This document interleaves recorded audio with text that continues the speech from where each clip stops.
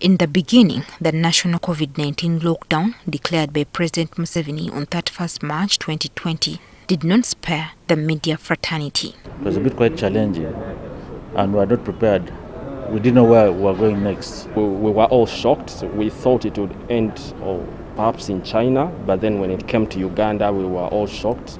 It wasn't good. It was the first experience. I've never seen a lockdown. I've never heard of a lockdown. It took a pronouncement by the president a few days later, confirming that the media are indeed essential staff, that many journalists could finally breathe a sigh of relief. Of course, it required the cast stickers, because it required to going to Ministry of Works.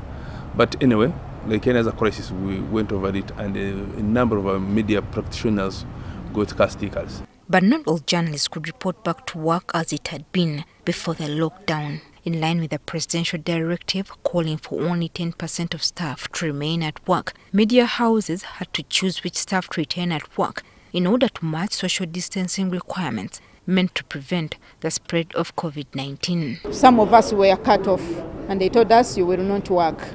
We've selected a few people who are going to stay in the newsroom, who are going to work, so for you will be working at home.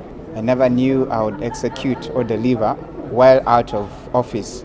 But then I learned to use the available platforms and technology to continue with work. I tried to do some community stories in Entebbe, like telling, the world what's happening. But I mean, you could only do one or two of those, and that was it.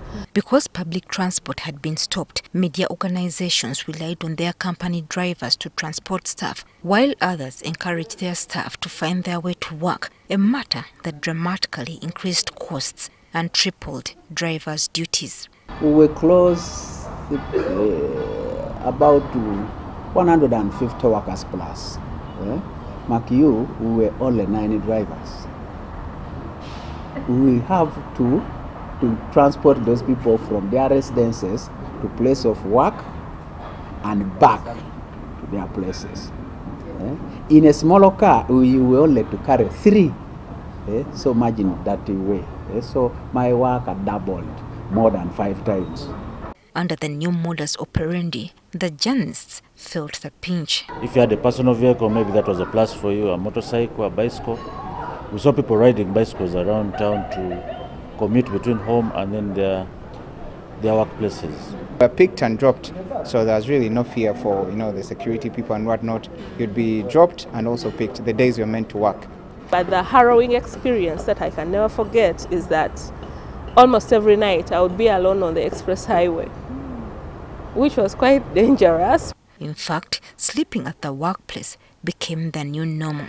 I heard some people did sleep in their office, those who did not have transport means, or by the time they were through with work, there was no other means to go. We had also a dormitory here, the dormitory which was... While working in such unprecedented times, a number of challenges were encountered by these journalists.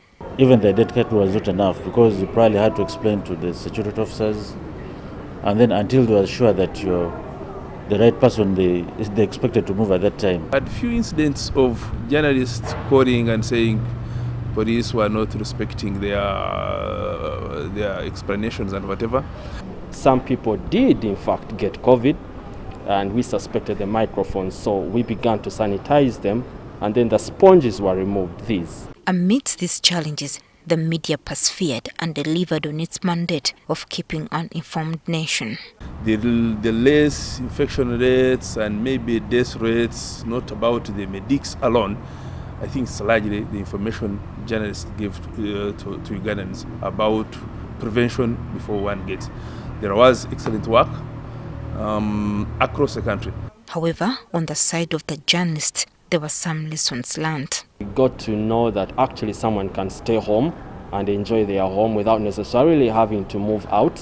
But now I know that once a pandemic is announced, I have to look out for my safety and the safety of my family first. Whereas the national lockdown was lifted early this year, the media continues to disseminate information regarding COVID-19 and the subsequent programs rolled out by government to combat it. JOYCE NAKATO, NTV Weekend Edition.